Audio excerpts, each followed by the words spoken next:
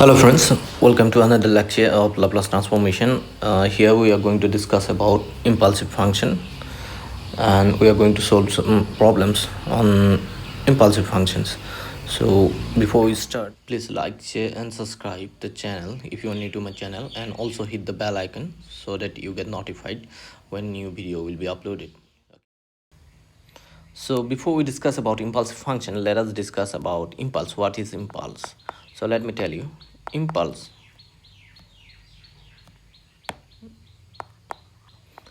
is nothing but when you apply a very large amount of force in a very short period of time, then the product of that force and the time is nothing but impulse.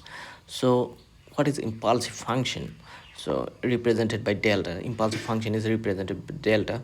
So t minus a, delta of t minus a, that's going to be 1 by epsilon. That's going to be 1 by epsilon if t is greater than a and less than a plus epsilon within this interval. When t is greater than a and less than a plus epsilon, so it's going to be 1 by epsilon, otherwise it will be 0 otherwise, right? So graphically represents, here you see this is the graph, this is t, and this axis represents y, which is equal to 1 by epsilon.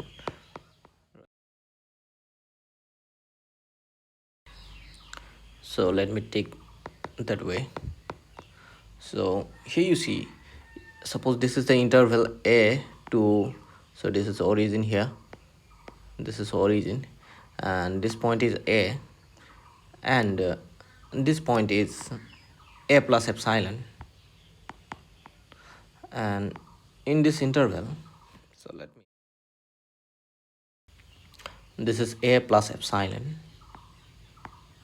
So and then this is the graph 1 by epsilon. So area below this line, so area of this strip will be 1. Let me tell you how. So here you see this interval, width of this interval, this is nothing but epsilon, right? A plus epsilon minus a, that's gonna be epsilon, right? So from this to this point, distance is a, and from the origin to this point, distance is a plus epsilon. So the difference will give you the width of this strip, that is epsilon, and height of this strip is 1 by epsilon. So area of this strip will be 1 by epsilon, length into breadth, if you consider this one as a rectangle. So then epsilon gone, so you will get 1, right? So now you see, let me draw the graph again. This is the time axis, here is y is equal to 1 by epsilon, and here you see, so this is the graph, suppose 1 by epsilon, representing 1 by epsilon here. So within this interval, a to a plus epsilon. So now you see, if you make this interval narrow, so then height of this strip will increase, okay? Then height of this strip will increase, right? So if you continue this, then that means if epsilon tends to 0, then 1 by epsilon tends to infinity, right? 1 by epsilon tends to infinity, right? So that's why you can write, let me scroll down the page, then you can write this way. This function can be written as delta t minus a, that's going to be equal to infinity for t is equal to a, when t is equal to a, and it's going to be equal to 0 for t is not equal to a. So that means this function exists only at one point, that is t is equal to a. And as we have already discussed that area of this strip is always 1, so that's why, so if you integrate this function from 0 to infinity, then you will get 1. So 0 to infinity, if you integrate this, integration means what? Integration means area below the graph, right? So that's why if you integrate here this delta function t minus a, then from infinity to 0 to infinity, if you integrate it, then it's going to be equal to lowest 1. Okay, that means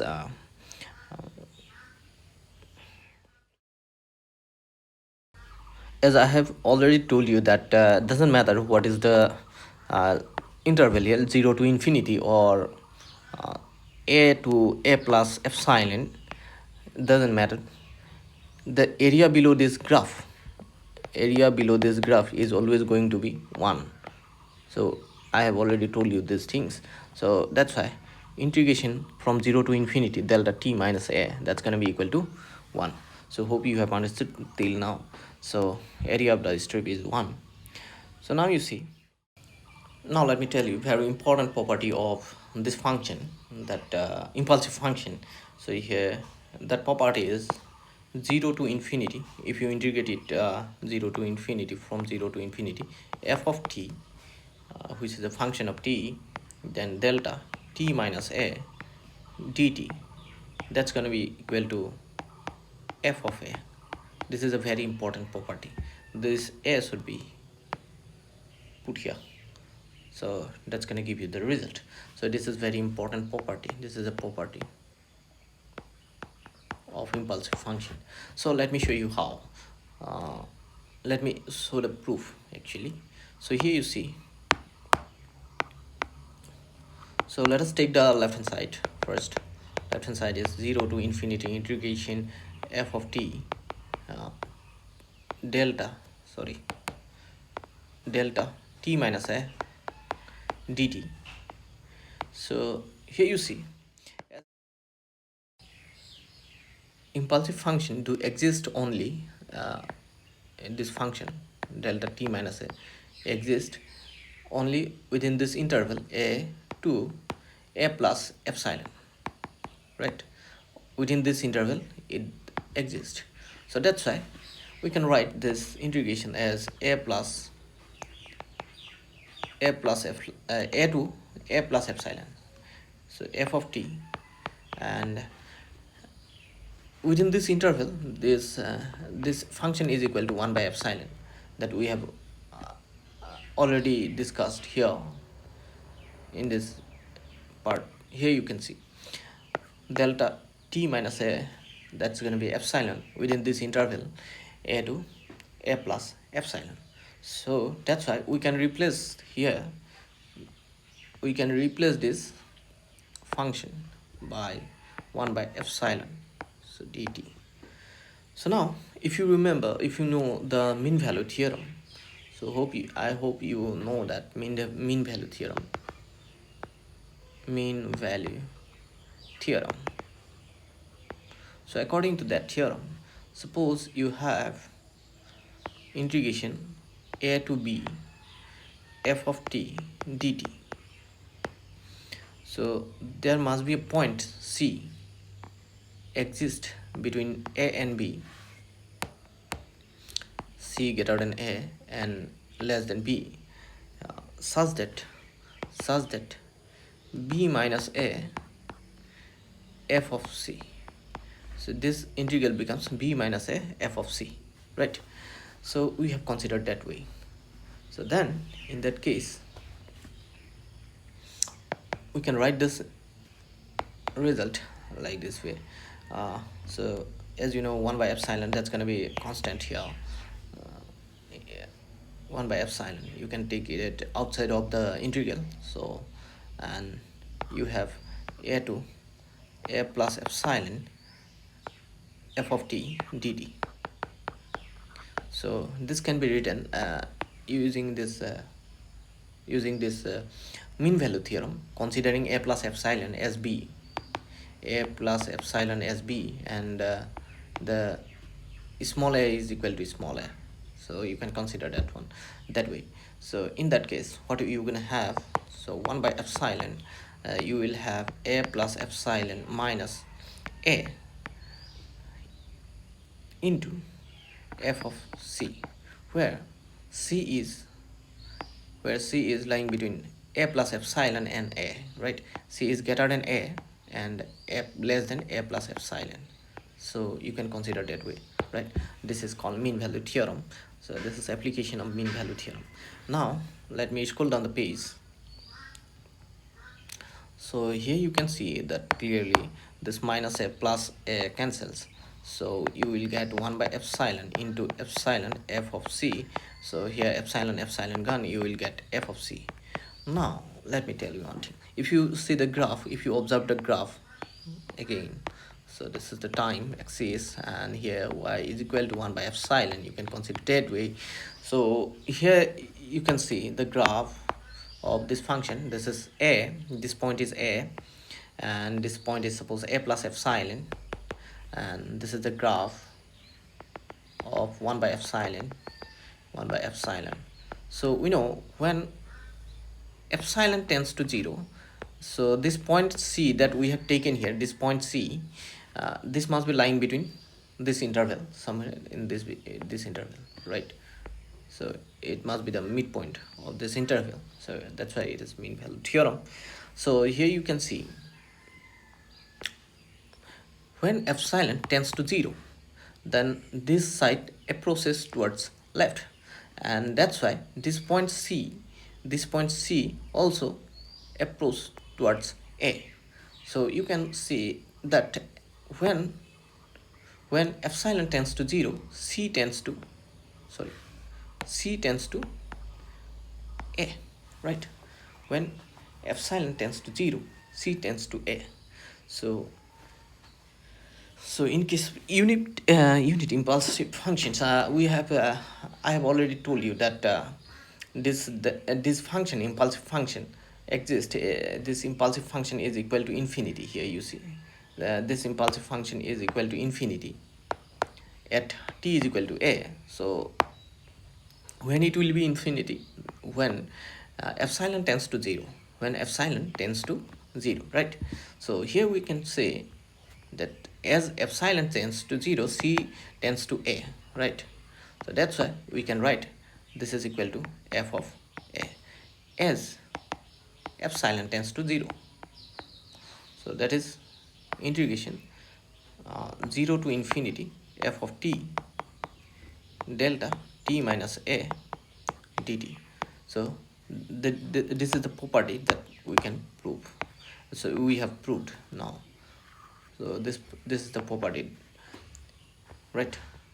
Here is the property. So now you see, let us replace this f of t by e to the power minus st. Okay, so let us put f of t is equal to e to the power minus st, right? E to the power minus st. Then f of a will be e to the power minus as, right? So then this equation, this is suppose equation number 1, then its equation number 1 becomes integration 0 to infinity. Instead of f of t, we have taken e to the power minus st and delta t minus a dt is equal to, so this f of a will be replaced by e to the power minus as, right? So here you see, by the definition of Laplace transformation, what was the definition of Laplace transformation? So Laplace transformation of a function f of t is given by integration 0 to infinity e to the power minus st f of t dt. That's what we have got. So if you compare this one with this, so you can see that clearly this is nothing but, this left hand side is nothing but Laplace transformation of this function delta t minus a, right? And which is going to be equal to e to the power minus as, right? So this is the Laplace transformation of unit impulsive function.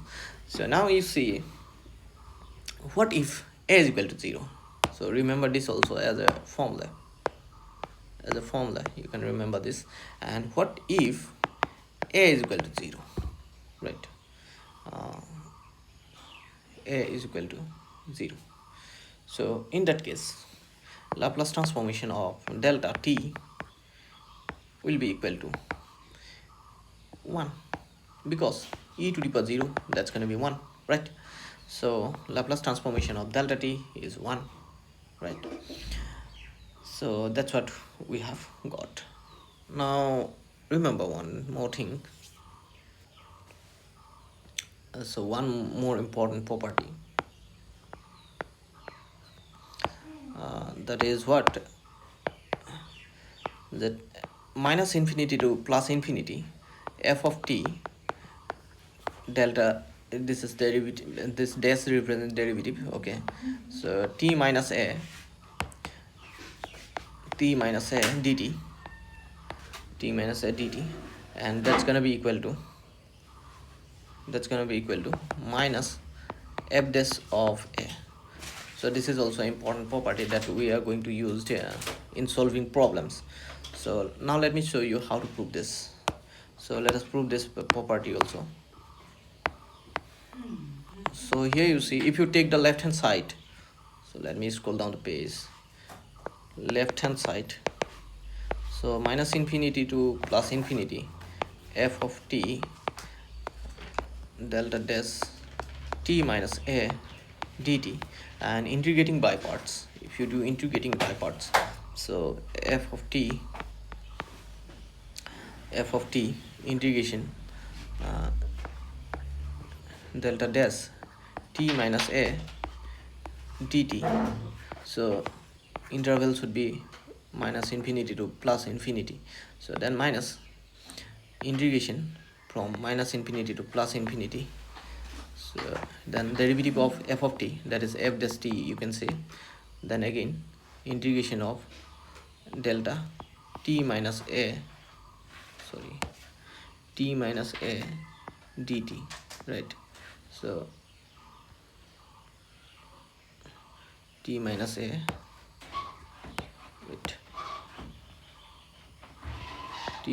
dt, and bracket dt. So here you can see, so this should be again delta dash t, okay, not only delta t. So I made a mistake here, so that should be delta dash t minus a, right? T minus a. Now this is derivative, we have integration here, so that's why if you integrate this, then you should get f of t delta t minus a, right? So minus infinity to plus infinity, then integration here you can see this, if you apply the first property on this part, first property, so according to first property, if you have delta dash here, this is f dash, so that means the first property says that if you have f of t and delta t minus a dt, that's going to be f of a. So here instead of f of t we have f dash t, right? So that's why this part going to be equal to f dash of a. So hope you have understood this. Now here you can see that now by definition of impulsive function, delta t minus a is equal to 1 by epsilon when t is greater than a, less than epsilon, a plus epsilon, right? A plus epsilon, and outside this interval it's gonna be 0 otherwise, right? Now you see,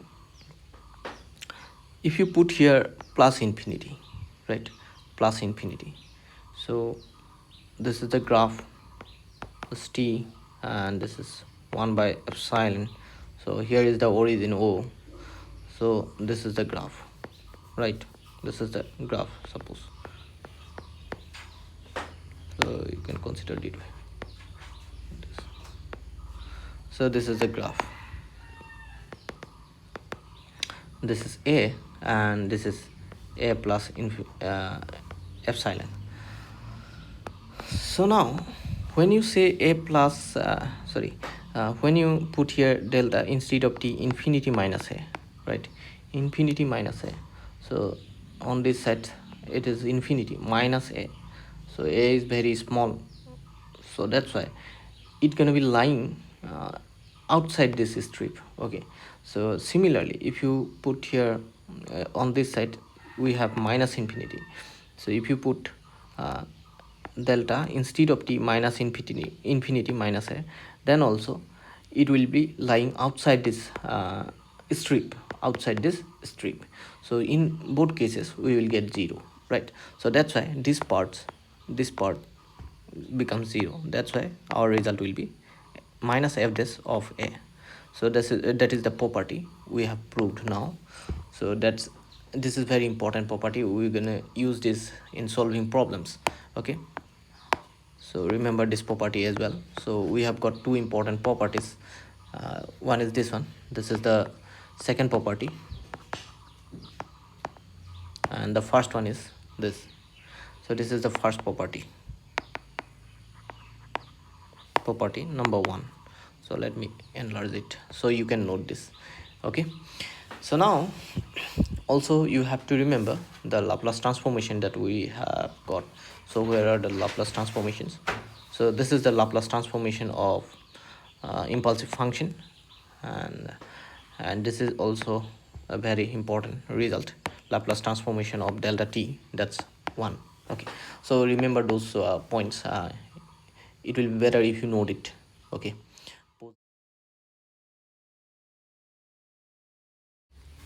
now this is our first question, let us evaluate this. So solution, so integration 0 to infinity e to the power minus 3t delta t minus 4 dt. So we have already got the property that integration 0 to infinity f of t delta t minus a dt, that's going to be equal to f of a, right? That is f of a, this is the property 1. So consider this one as f of t, right? So let us consider that f of t is equal to e to the power minus 3t, and if you compare this to, then what you will get, comparing these two, you will get a is equal to 4, right?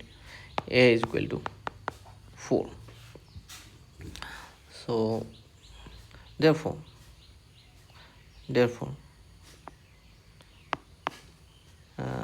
f of a, that means f of 4, that means if you replace this t by 4, then what you will get, e to the power minus 3 into 4, that's going to be e to the power minus 12. So therefore our result will be integration 0 to infinity e to the power minus 3t delta t minus a, sorry, not a, here we have 4 dt, that's going to be equal to e to the power minus 12. So that is our result. Okay, so that's how we can solve this problem. So now we are to evaluate this. So again we are going to use the same property here to solve this, sine 2t delta t minus pi by a, pi by 4 dt. So here you see, if you consider this sine 2t as f of t sine 2t, right, and if you compare this one with delta t minus a, then you will get a is equal to pi by 4. So f of a in this case, that means f of, in this case, pi by 4, a is pi by 4, that's going to be equal to sine 2 into pi by 4, right? So that's going to be sine pi by 2, and we know sine pi by 2 is nothing but 1, right? So therefore, so our result will be minus infinity to plus infinity sine 2t delta t minus pi by 4 dt, that's going to be equal to 1. So hope you have.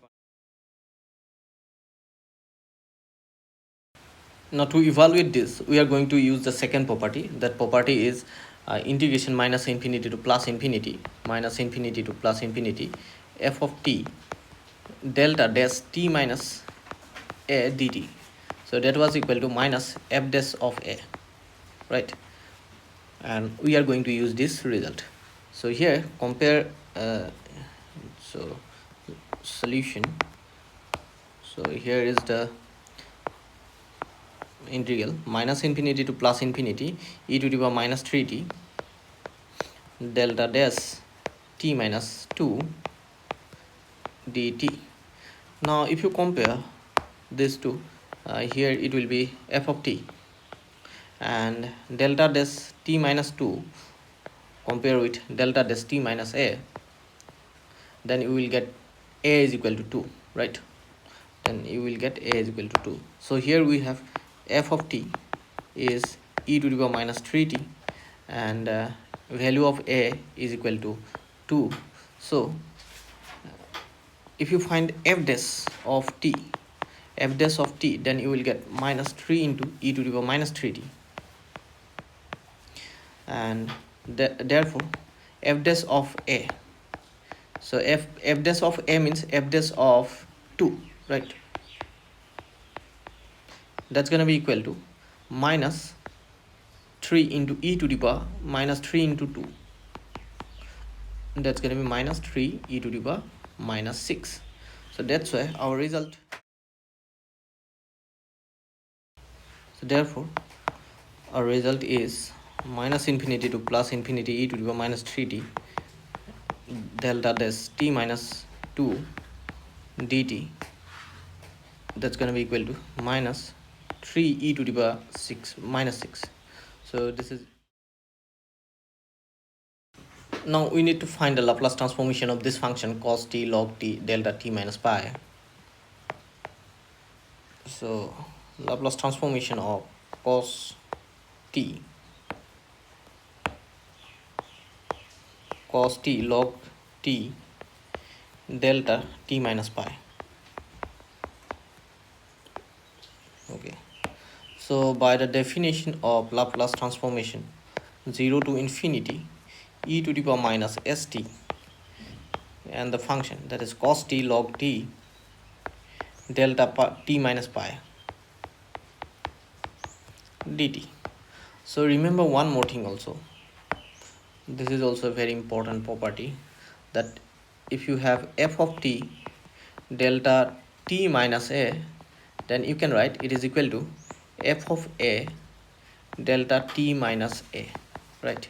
So if you apply this property, then you can write this 0 to infinity e to the power minus s pi cos pi log pi and delta t minus pi dt. Okay, so here you see this is s.